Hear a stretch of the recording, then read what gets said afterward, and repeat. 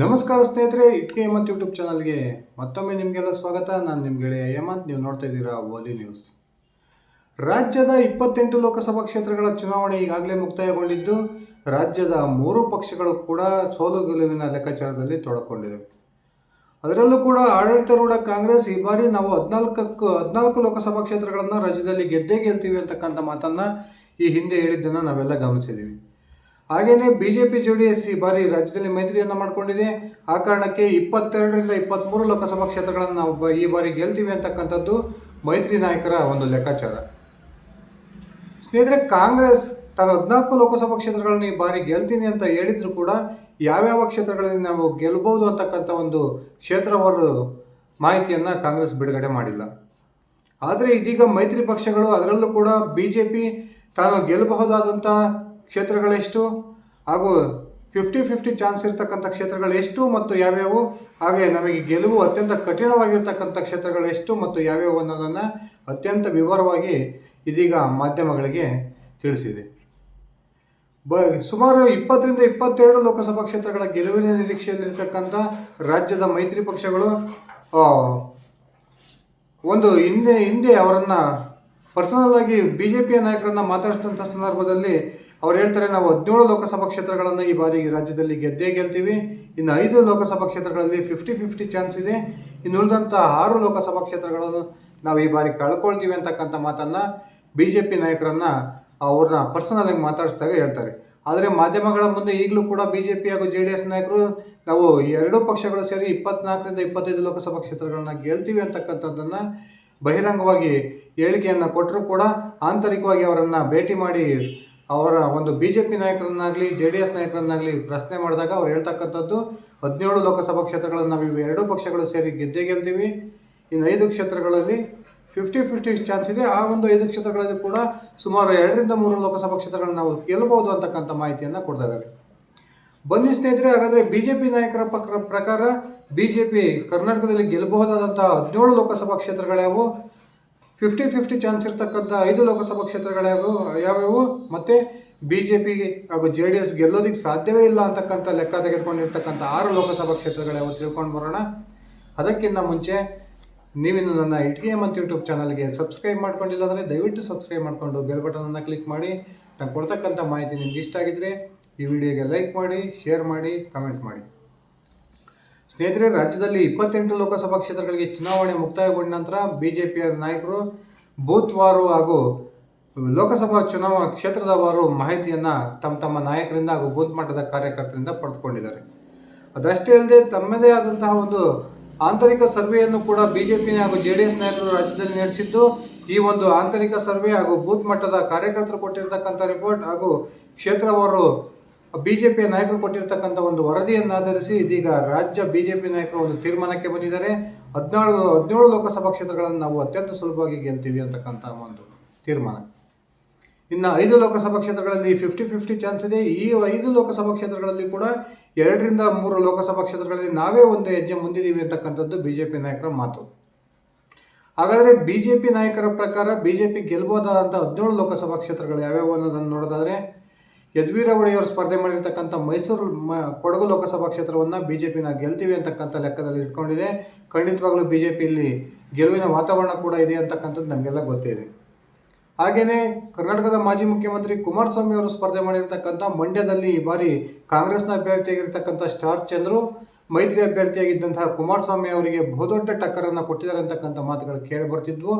ಇದೀಗ ಬಿಜೆಪಿ ಹಾಗೂ JDS ಪಕ್ಷಗಳು ಕಲೆ ಹಾಕಿರ್ತಕ್ಕಂಥ ಮಾಹಿತಿಯ ಪ್ರಕಾರ ಅತ್ಯಂತ ಸುಲಭವಾಗಿ ಮಂಡ್ಯ ಲೋಕಸಭಾ ಕ್ಷೇತ್ರ ಮೈತ್ರಿ ಪಕ್ಷದ ಪಾಲಾಗುತ್ತೆ ಅಂತಕ್ಕಂಥದ್ದು ಬಿಜೆಪಿ ನಾಯಕರ ಲೆಕ್ಕಾಚಾರ. ಇನ್ನು ಮಾಜಿ ಸಚಿವ ಡಾಕ್ಟರ್ ಕೆ ಸುಧಾಕರ್ ಹಾಗೂ ರಕ್ಷಾ ರಾಮಯ್ಯ ಅವರು ಸ್ಪರ್ಧೆ ಮಾಡಿದ್ದಂತಹ ಚಿಕ್ಕಬಳ್ಳಾಪುರ ಲೋಕಸಭಾ ಕ್ಷೇತ್ರದಲ್ಲಿ ಕೂಡ ಬಿಜೆಪಿ ಅಭ್ಯರ್ಥಿ ಡಾಕ್ಟರ್ ಕೆ ಸುಧಾಕರ್ ಅವರು ಸುಲಭವಾದ ಗೆಲುವನ್ನು ಕಾಣ್ತಾರೆ ಅಂತಕ್ಕಂಥದ್ದು ಬಿಜೆಪಿಗೆ ಬಂದಿರತಕ್ಕಂಥ ವರದಿ. ಯಾಕಂದರೆ ಈಗಾಗಲೇ ಆ ಒಂದು ಚಿಕ್ಕಬಳ್ಳಾಪುರ ಲೋಕಸಭಾ ಕ್ಷೇತ್ರದಲ್ಲಿ ವೀರಪ್ಪ ಮೊಯ್ಲಿ ಅವರು ಕಾಂಗ್ರೆಸ್ನ ಅಭ್ಯರ್ಥಿ ಆಗಬೇಕು ಅಂತಕ್ಕಂಥ ಒಂದು ಮನಸ್ಸನ್ನು ಇಟ್ಕೊಂಡಿದ್ರು.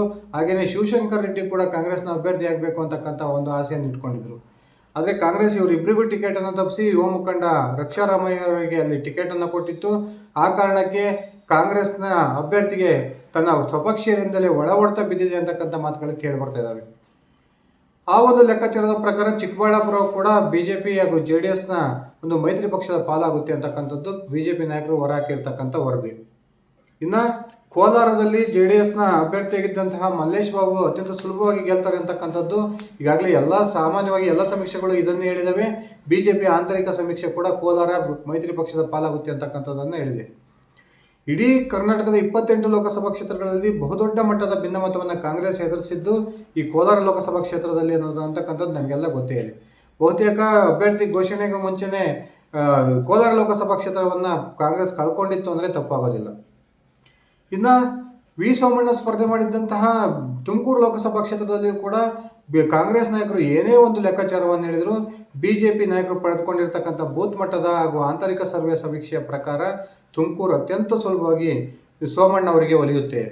ಆ ಮೂಲಕ ಕಳೆದ ಒಂದು 2019ರ ಲೋಕಸಭಾ ಚುನಾವಣೆಯಲ್ಲಿ ಕಾಂಗ್ರೆಸ್ JDSನ ಅಭ್ಯರ್ಥಿಯಾಗಿ ಸ್ವತಃ JDSನ ವರಿಷ್ಠ ದೇವೇಗೌಡರು ಸ್ಪರ್ಧೆ ಮಾಡಿದ್ರು ಕೂಡ ಆ ಒಂದು ಸಂದರ್ಭದಲ್ಲಿ ಬಿಜೆಪಿ ಅಭ್ಯರ್ಥಿಯಾಗಿರ್ತಕ್ಕಂಥ GS ಬಸವರಾಜ್ ಅವರು ಅತ್ಯಂತ ಸುಲಭವಾಗಿ ಗೆದ್ದಿದ್ದನ್ನು ನಾವೆಲ್ಲ ನೋಡಿದ್ದೀವಿ.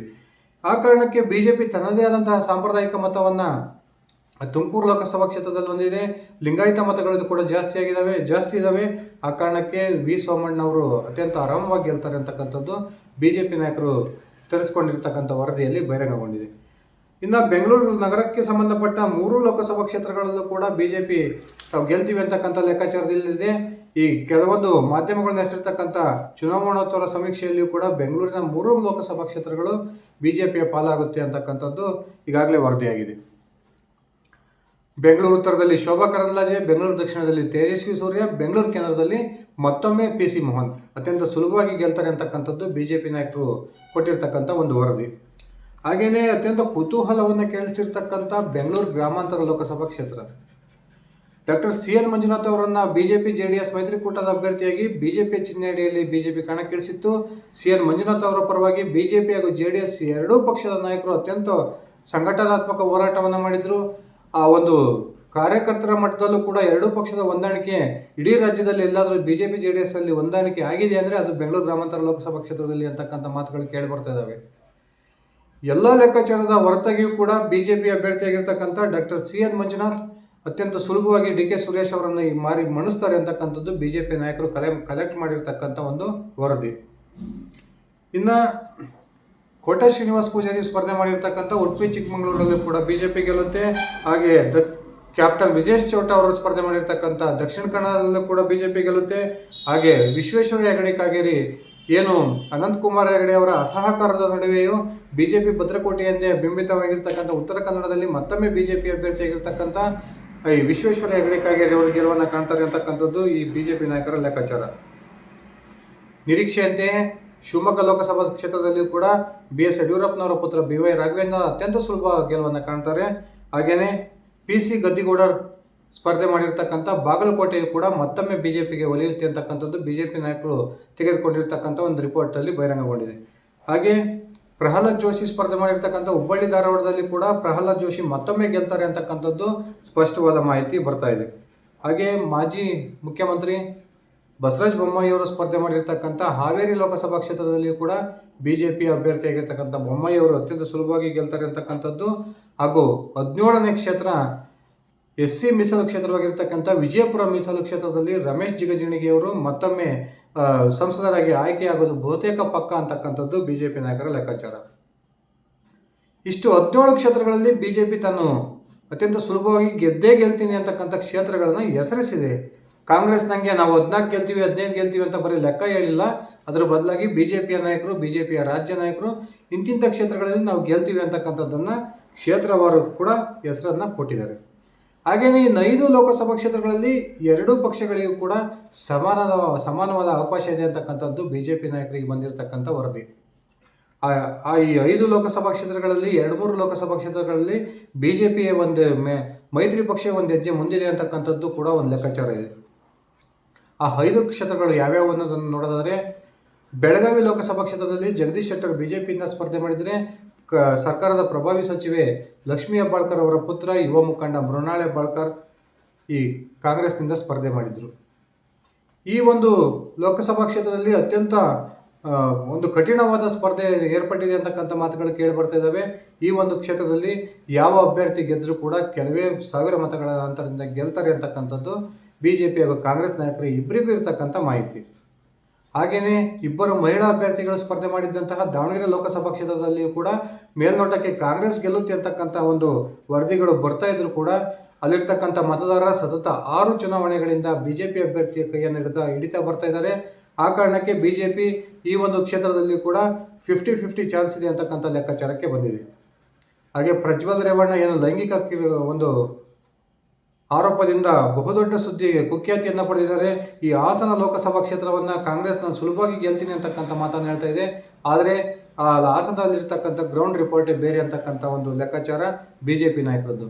ಹಾಸನದಲ್ಲಿ ಪ್ರಜ್ವಲ್ ರೇವಣ್ಣ ಹಾಗೂ ಶ್ರೇಯಸ್ ಪಟೇಲ್ ನಡುವೆ ಸಮಬಲದ ಹೋರಾಟ ಏರ್ಪಟ್ಟಿದೆ. ಯಾವುದೇ ಅಭ್ಯರ್ಥಿ ಗೆದ್ದರೂ ಕೂಡ ಕೆಲವೇ ಸಾವಿರ ಮತಗಳ ಅಂತರದಲ್ಲಿ ಗೆಲ್ತಾರೆ ಅಂತಕ್ಕಂಥದ್ದು ಈ ಒಂದು ಬಿಜೆಪಿ ನಾಯಕರ ಲೆಕ್ಕಾಚಾರ.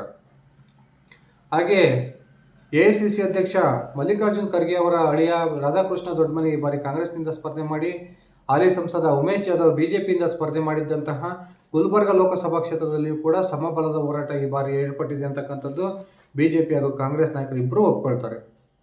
ಗುಲ್ಬರ್ಗದಲ್ಲಿ ಬಹುತೇಕ ಇತ್ತೀಚಿನ ವರದಿಗಳ ಪ್ರಕಾರ ಉಮೇಶ್ ಜಾಧವ್ ಅವರೇ ಒಂದು ಹೆಜ್ಜೆ ಮುಂದಿದ್ದಾರೆ ಅಂತಕ್ಕಂಥ ಮಾಹಿತಿಗಳು ಸಿಗ್ತಾ ಇದ್ದಾವೆ. ಆದರೆ ಬಿಜೆಪಿ ನಾಯಕರು ಇದನ್ನು ಕೂಡ 50-50 ಚಾನ್ಸ್ ಇರ್ತಕ್ಕಂಥ ಒಂದು ಕ್ಷೇತ್ರಕ್ಕೆ ಸೇರಿಸ್ಕೊಂಡಿದೆ. ಹಾಗೆ ಬಿ ಶ್ರೀರಾಮುಲು ಹಾಗೂ ಈ ತುಕಾರಾಮ್ ನಡುವೆ ಏನು ಜಿದ್ದಾಜಿದ್ದಿ ನಡೆದಿತ್ತು ಬಳ್ಳಾರಿ ಲೋಕಸಭಾ ಕ್ಷೇತ್ರದಲ್ಲಿ, ಇಲ್ಲಿಯೂ ಕೂಡ ಬಿಜೆಪಿ ಹಾಗೂ ಕಾಂಗ್ರೆಸ್ನ ಅಭ್ಯರ್ಥಿಗಳ ನಡುವೆ ಸಮಬಲದ ಹೋರಾಟ ಏರ್ಪಟ್ಟಿದೆ ಅಂತಕ್ಕಂಥದ್ದು ಬಿಜೆಪಿ ನಾಯಕರು ಕಲೆ ಹಾಕೊಂಡಿರ್ತಕ್ಕಂಥ ಒಂದು ಮಾಹಿತಿ. ಇಲ್ಲಿ ಬಹುತೇಕ ಶ್ರೀರಾಮುಲು ಅವರು ಒಂದು ಹೆಜ್ಜೆ ಮುಂದಿದ್ದಾರೆ ಅಂತಕ್ಕಂಥ ಮಾಹಿತಿಗಳಿದ್ರು ಕೂಡ ಬಿಜೆಪಿ ಈ ಒಂದು ಕ್ಷೇತ್ರವನ್ನು 50-50 ಚಾನ್ಸಲ್ಲಿ ಸೇರಿಸ್ಕೊಂಡಿದೆ. ಈ ರೀತಿ 5 ಕ್ಷೇತ್ರಗಳಲ್ಲಿ ಎರಡೂ ಪಕ್ಷಗಳಿಗೂ ಕೂಡ ಸಮಾನವಾದ ಅವಕಾಶ ಇದೆ. ಯಾವ ಪಕ್ಷದ ಅಭ್ಯರ್ಥಿ ಗೆದ್ದರೂ ಕೂಡ ಕೆಲವೇ ಸಾವಿರ ಮತಗಳ ಅಂತರದಲ್ಲಿ ಫೋಟೋ ಫಿನಿಶ್ ಫಲಿತಾಂಶ ಈ 5 ಕ್ಷೇತ್ರಗಳಲ್ಲಿ ಬರುತ್ತೆ ಅಂತಕ್ಕಂಥದ್ದು ಬಿಜೆಪಿ ನಾಯಕರ ಲೆಕ್ಕಾಚಾರ. ಆದರೆ ಇನ್ನು 6 ಲೋಕಸಭಾ ಕ್ಷೇತ್ರಗಳಲ್ಲಿ ಬಿಜೆಪಿ ನಮಗೆ ಗೆಲ್ಲೋದಕ್ಕೆ ಸಾಧ್ಯನೇ ಇಲ್ಲ ಅಂತಕ್ಕಂಥ ತೀರ್ಮಾನಕ್ಕೆ ಬಂದಿದೆ. ಇಲ್ಲಿ ಈ ಒಂದು ಬಿಜೆಪಿಯ ಸೋಲು ಈಗಾಗಲೇ ಒಪ್ಕೊಳ್ಳೋದಕ್ಕೆ ಅನೇಕ ಕಾರಣಗಳಿರ್ಬೋದು. ಆದರೆ 6 ಲೋಕಸಭಾ ಕ್ಷೇತ್ರಗಳನ್ನು ಬಿಜೆಪಿ ನಾನು ಗೆಲ್ಲೋದಕ್ಕೆ ಸಾಧ್ಯವಿಲ್ಲ, ನಮ್ಮ ಮೈತ್ರಿ ಪಕ್ಷದ ಅಭ್ಯರ್ಥಿಗಳು ಕೂಡ ಗೆಲ್ಲಲ್ಲ ಅಂತಕ್ಕಂಥ ತೀರ್ಮಾನಕ್ಕೆ ಬಂದಿದೆ. ಅಂತ 6 ಲೋಕಸಭಾ ಕ್ಷೇತ್ರಗಳು ಯಾವ್ಯಾವು ಅಂದರೆ, ಎಚ್ ಸಿ ಮಾದೇವಪ್ಪನವರ ಪುತ್ರ ಸುನಿಲ್ ಬೋಸ್ ಸ್ಪರ್ಧೆ ಮಾಡಿದ್ದಂತಹ ಚಾಮರಾಜನಗರ ಲೋಕಸಭಾ ಕ್ಷೇತ್ರ. ಇಲ್ಲಿ ಸ್ವತಃ ಮುಖ್ಯಮಂತ್ರಿ ಸಿದ್ದರಾಮಯ್ಯನವರ ವರ್ಣ ಕ್ಷೇತ್ರವೂ ಕೂಡ ಚಾಮರಾಜನಗರ ಲೋಕಸಭಾ ಕ್ಷೇತ್ರಕ್ಕೆ ಸೇರುತ್ತೆ. ಹಾಗೆ ಸಿದ್ದರಾಮಯ್ಯನವರಲ್ಲಿ ಭಾವನಾತ್ಮಕ ಭಾಷಣವನ್ನು ಮಾಡಿದರು. ಹಾಗೂ ಎಚ್ ಸಿ ಮಾದೇವಪ್ಪನವರು ಅತ್ಯಂತ ಶಿಸ್ತುಬದ್ಧವಾದಂಥ ಒಂದು ಪ್ರಚಾರವನ್ನು ಕೈಗೊಂಡಿದ್ದರು. ಆ ಕಾರಣಕ್ಕೆ ಚಾಮರಾಜನಗರ ಬಹುತೇಕ ಬಿಜೆಪಿಯ ಕೈಬಿಟ್ಟೋಗಿದೆ ಅಂತಕ್ಕಂಥದ್ದು ಬಿಜೆಪಿ ನಾಯಕರ ಲೆಕ್ಕಾಚಾರ. ಕರ್ನಾಟಕದ ಪ್ರಭಾವಿ ಸಚಿವ ಸಿದ್ದರಾಮಯ್ಯ ಆಪ್ತರಾಗಿರ್ತಕ್ಕಂಥ ಸತೀಶ್ ಜಾರಕಿಹೊಳಿ ಅವರ ಪುತ್ರಿ ಪ್ರಿಯಾಂಕಾ ಜಾರಕಿಹೊಳಿ ಸ್ಪರ್ಧೆ ಮಾಡಿರ್ತಕ್ಕಂಥ ಚಿಕ್ಕೋಡಿಯಲ್ಲಿ ಅಣ್ಣಾ ಸಾಹೇಬ್ ಜೊಲ್ಲೆ ಅವರಿಗೆ ಈ ಬಾರಿ ಸೋಲಾಗುತ್ತೆ ಅಂತಕ್ಕಂಥದ್ದು ಸ್ವತಃ ಬಿಜೆಪಿ ನಾಯಕರ ಲೆಕ್ಕಾಚಾರ. ಹಾಗೆಯೇ ಎಸ್ ಟಿ ಮೀಸಲು ಕ್ಷೇತ್ರವಾಗಿರ್ತಕ್ಕಂಥ ರಾಯಚೂರು ಮೀಸಲು ಲೋಕಸಭಾ ಕ್ಷೇತ್ರದಲ್ಲಿಯೂ ಕೂಡ ಈ ಬಾರಿ ಕಾಂಗ್ರೆಸ್ನ ಅಭ್ಯರ್ಥಿ ನಿವೃತ್ತ IAS ಅಧಿಕಾರಿಯಾಗಿರ್ತಕ್ಕಂಥ ಕುಮಾರ್ ನಾಯ್ಕ್ ಗೆಲ್ತಾರೆ ಅಂತಕ್ಕಂಥದ್ದು ಬಿಜೆಪಿ ನಾಯಕರಿಗೆ ಸಿಕ್ಕಿರ್ತಕ್ಕಂಥ ರಿಪೋರ್ಟ್. ಇಲ್ಲಿ ರಾಜಾ ಅಮರೇಶ್ವರ ನಾಯ್ಕ ಅವರ ವಿರುದ್ಧ ಏನು ಒಂದು ಆಡಳಿತ ವಿರೋಧಿ ಅಲೆ ಇತ್ತು, ಆ ರಾಜಾ ಅಮರೇಶ್ವರ ನಾಯ್ಕ್ ಯಾವುದೇ ರೀತಿಯ ವಿಶೇಷವಾದ ಅನುದಾನವನ್ನು ತಂದು ಕ್ಷೇತ್ರವನ್ನು ಅಭಿವೃದ್ಧಿ ಮಾಡಿಲ್ಲ ಅಂತಕ್ಕಂಥ ಒಂದು ಸಿಟ್ಟು ಮತದಾರರಿಗಿತ್ತು. ಆ ಕಾರಣಕ್ಕೆ ಈ ಬಾರಿ ರಾಯಚೂರು ಲೋಕಸಭಾ ಕ್ಷೇತ್ರದ ಮತದಾರರ ಬಿಜೆಪಿಯನ್ನು ಕೈಬಿಟ್ಟು ಕಾಂಗ್ರೆಸ್ನ ಕೈ ಹಿಡಿದಿದ್ದಾರೆ ಅಂತಕ್ಕಂಥದ್ದು ಬಿಜೆಪಿ ನಾಯಕರ ಒಂದು ವರದಿಯಲ್ಲಿ ಉಲ್ಲೇಖ ಆಗಿದೆ. ಅತ್ಯಂತ ಆಶ್ಚರ್ಯಕರ ರೀತಿಯಲ್ಲಿ ಏನು ಬೀದರ್ನಲ್ಲಿ ಈ ಬಾರಿ ಭಗವಂತ ಖೂಬಾ ಅವರ ಸ್ಪರ್ಧೆಗೆ ಬಿಜೆಪಿ ನಾಯಕರೇ ವಿರೋಧವನ್ನು ವ್ಯಕ್ತಪಡಿಸಿದ್ರು. ಎಷ್ಟೇ ವಿರೋಧವನ್ನು ಬಿಜೆಪಿ ನಾಯಕರೇ ಮಾಡಿದರೂ ಕೂಡ ಕೊನೆಗೂ ಬಿಜೆಪಿ ಹೈಕಮಾಂಡ್ ಭಗವಂತ ಖೂಬಾ ಅವರಿಗೆ ಟಿಕೆಟ್ ಕೊಟ್ಟಿತ್ತು. ಕಾಂಗ್ರೆಸ್ ಸಚಿವ ಈಶ್ವರ್ ಖಂಡ್ರೆ ಅವರ ಪುತ್ರ ಅತ್ಯಂತ ಯುವ ಒಬ್ಬ ಸ್ಪರ್ಧಾಳುಗಳನ್ನು ಅಲ್ಲಿ ಸಾಗರ್ ಖಂಡ್ರೆಯನ್ನು ಕಳಕ್ಕಿಳಿಸಿತ್ತು. ಈಶ್ವರ್ ಖಂಡ್ರೆ ಅತ್ಯಂತ ವ್ಯವಸ್ಥಿತವಾಗಿ ಪ್ರಚಾರವನ್ನು ಮಾಡಿದರು. ಸಾಗರ್ ಖಂಡ್ರೆ ಕೂಡ ಅತ್ಯಂತ ಒಂದು ಜನರಲ್ಲಿ ಸ್ಪಂದಿಸೋ ರೀತಿ ಹಾಗೂ ಭಗವಂತ ಖೂಬಾ ಅವರಿಗೆ ಸ್ವಪಕ್ಷೀಯದಿಂದಲೇ ಬಹುದೊಡ್ಡ ಹೊಡೆತ ಬಿದ್ದಿದೆ ಅಂತಕ್ಕಂಥ ಮಾಹಿತಿಗಳು ಬಿಜೆಪಿ ನಾಯಕರಿಗೆ ಸಿಕ್ಕಿದ್ದಾವೆ. ಆ ಕಾರಣಕ್ಕೆ ಬೀದರ್ ಕೂಡ ಬಿಜೆಪಿ ಸೋಲುತ್ತೆ ಅಂತಕ್ಕಂಥದ್ದು ಬಿಜೆಪಿ ನಾಯಕರ ಲೆಕ್ಕಾಚಾರ. ಇನ್ನು ಸಹಜವಾಗಿ ಅಲ್ಪಸಂಖ್ಯಾತ ಹಾಗೂ ಕುರುಬ ಸಮುದಾಯದ ಮತಗಳೇ ಅತ್ಯಂತ ಹೆಚ್ಚಾಗಿರ್ತಕ್ಕಂಥ ಕೊಪ್ಪಳವೂ ಕೂಡ ಬಿಜೆಪಿ ಕೈ ತಪ್ಪುತ್ತೆ. ಕೊಪ್ಪಳದಲ್ಲಿ ಈ ಬಾರಿ ಬಿಜೆಪಿ ಹಾಲಿ ಸಂಸದ ಸಂಗಣ್ಣ ಕರಡಿ ಅವರಿಗೆ ಟಿಕೆಟ್ ಬಿಜೆಪಿ ನಿರಾಕರಿಸಿತ್ತು. ಅದಾದ ನಂತರ ಸಂಗಣ್ಣ ಕರಡಿ ಅವರು ಬಿಜೆಪಿಯನ್ನು ತೊರೆದು ಕಾಂಗ್ರೆಸ್ ಸೇರ್ಪಡೆಯಾಗಿದ್ದರು. ಆ ಕಾರಣಕ್ಕೆ ಬಿಜೆಪಿಗೆ ಬಹುದೊಡ್ಡ ಹೊಡೆತ ಬಿದ್ದಿದೆ ಸಂಗಣ್ಣ ಕರಡಿ ಅವರ ಕಾರಣಕ್ಕೆ ಅಂತಕ್ಕಂಥದ್ದು ಬಿಜೆಪಿ ನಾಯಕರ ಲೆಕ್ಕಾಚಾರ.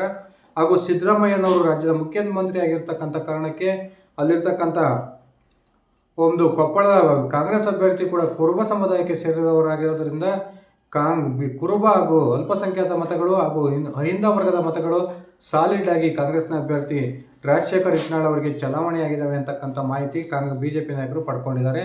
ಆ ಕಾರಣಕ್ಕೆ ಡಾಕ್ಟರ್ ಬಸವರಾಜ್ ಕ್ಯಾವಟೂರ್ ಅವರಿಗೆ ಕೊಪ್ಪಳದಲ್ಲಿ ಸೋಲಾಗುತ್ತೆ ಅಂತಕ್ಕಂಥದ್ದು ಬಿಜೆಪಿ ನಾಯಕರ ಲೆಕ್ಕಾಚಾರ.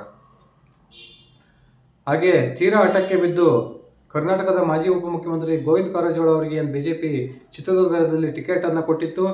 ಈ ಒಂದು ಗೋವಿಂದ ಕಾರಜೋಳ ಅವರಿಗೆ ಬಿಜೆಪಿ ಯಾವೊಬ್ಬ ನಾಯಕರು ಈ ಬಾರಿ ಚುನಾವಣೆಯಲ್ಲಿ ಸಹಕಾರವನ್ನು ಕೊಟ್ಟಿಲ್ಲ ಅಂತಕ್ಕಂಥದ್ದು ಎಲ್ಲರಿಗೂ ಗೊತ್ತಿರತಕ್ಕಂಥ ವಿಚಾರ. ಅದಷ್ಟೇ ಅಲ್ಲದೆ ಗೋವಿಂದ ಕಾರಜೋಳ ಅವರು ಕ್ಷೇತ್ರಕ್ಕೆ ಹೊಸ ಪರಿಚಯ. ಆದರೆ ಹಾಲಿ ಬಾರಿ ಸಂಸದರಾಗಿದ್ದಂತಹ ಬಿ ಎನ್ ಚಂದ್ರಪ್ಪನವರು ಕಾಂಗ್ರೆಸ್ನಿಂದ ಕಣಕ್ಕಿಳಿದಿರೋದ್ರಿಂದ ಬಿ ಎನ್ ಚಂದ್ರಪ್ಪನವರಿಗೆ ಇಡೀ ಚಿತ್ರದುರ್ಗ ಲೋಕಸಭಾ ಕ್ಷೇತ್ರ ವ್ಯಾಪ್ತಿಯ ಎಲ್ಲ ವಿಧಾನಸಭಾ ಕ್ಷೇತ್ರಗಳಲ್ಲೂ ತಮ್ಮದೇ ಆದಂತಹ ಕಾರ್ಯಕರ್ತರ ಪಡೆ ಇದೆ. ಆ ಕಾರಣಕ್ಕೆ ಬಹುತೇಕ ಚಿತ್ರದುರ್ಗವು ಕೂಡ ಬಿಜೆಪಿಯ ಕೈ ಬಿಟ್ಟೋಗಿದೆ ಅಂತಕ್ಕಂಥದ್ದು ಬಿಜೆಪಿ ನಾಯಕರ ಲೆಕ್ಕಾಚಾರ. ಸ್ನೇಹಿತರೆ, ಈ ರೀತಿ ಬಿಜೆಪಿ 17 ಲೋಕಸಭಾ ಕ್ಷೇತ್ರಗಳಲ್ಲಿ ಬಿಜೆಪಿ ಹಾಗೂ JDS ಜಂಟಿಯಾಗಿ ನಾವು ಗೆಲ್ತೀವಿ ಅಂತಕ್ಕಂಥ ಒಂದು ಕ್ಷೇತ್ರವಾರು ವರದಿಯನ್ನು ಕೊಟ್ಟಿದ್ರೆ, ಇನ್ನು 5 ಲೋಕಸಭಾ ಕ್ಷೇತ್ರಗಳಲ್ಲಿ ಗೆಲುವಿಗೆ ಕಾಂಗ್ರೆಸ್ ಹಾಗೂ ಮೈತ್ರಿ ಪಕ್ಷದ ಅಭ್ಯರ್ಥಿಗಳಿಗೆ ಸಮಾನವಾದ ಅವಕಾಶ ಇದೆ ಅಂತಕ್ಕಂಥ ಮಾಹಿತಿಯನ್ನು ಕೊಟ್ಟಿದೆ. ಇನ್ನು 6 ಲೋಕಸಭಾ ಕ್ಷೇತ್ರಗಳಲ್ಲಿ ಬಿಜೆಪಿ ಹಾಗೂ JDS ಗೆಲ್ಲೋದಕ್ಕೆ ಸಾಧ್ಯವಿದೆ ಇಲ್ಲ ಅಂತಕ್ಕಂಥ ಒಂದು ನಿರ್ಧಾರಕ್ಕೆ ಬಿಜೆಪಿ ನಾಯಕರು ಬಂದಿದ್ದಾರೆ. ನಿಮ್ಮ ಅಭಿಪ್ರಾಯದ ಪ್ರಕಾರ ಕರ್ನಾಟಕದ ಯಾವ್ಯಾವ ಕ್ಷೇತ್ರ ಯಾವ ಪಕ್ಷದ ಪಾಲಾಗ್ಬೋದು? ಬಿಜೆಪಿ ನಾಯಕರು ಕೊಟ್ಟಿರ್ತಕ್ಕಂಥ ಈ ಲೆಕ್ಕಾಚಾರ ಸರಿಯಾಗಿದೆಯಾ? ದಯವಿಟ್ಟು ಕಮೆಂಟ್ ಮಾಡಿ ತಿಳಿಸಿ. ಇದಿಷ್ಟಾಗಿತ್ತು ಸ್ನೇಹಿತರೆ ನನ್ನ ಇವತ್ತಿನ ಈ ವಿಡಿಯೋ. ನಾನು ಕೊಟ್ಟಿರ್ತಕ್ಕಂಥ ಮಾಹಿತಿ ನಿಮ್ಗೆ ಇಷ್ಟ ಆಗಿದ್ದರೆ ಈ ವಿಡಿಯೋಗೆ ಲೈಕ್ ಮಾಡಿ, ಶೇರ್ ಮಾಡಿ, ಕಮೆಂಟ್ ಮಾಡಿ. ನೀವೇನು ನನ್ನ ಇಟ್ಕೆ ಮತ್ತು ಯೂಟ್ಯೂಬ್ ಚಾನಲ್ಗೆ ಸಬ್ಸ್ಕ್ರೈಬ್ ಮಾಡ್ಕೊಂಡಿಲ್ಲ ಅಂದರೆ ದಯವಿಟ್ಟು ಸಬ್ಸ್ಕ್ರೈಬ್ ಮಾಡಿಕೊಂಡು ಬೆಲ್ ಬಟನನ್ನು ಕ್ಲಿಕ್ ಮಾಡಿ. ಧನ್ಯವಾದಗಳು ಸ್ನೇಹಿತರೆ. ಶುಭ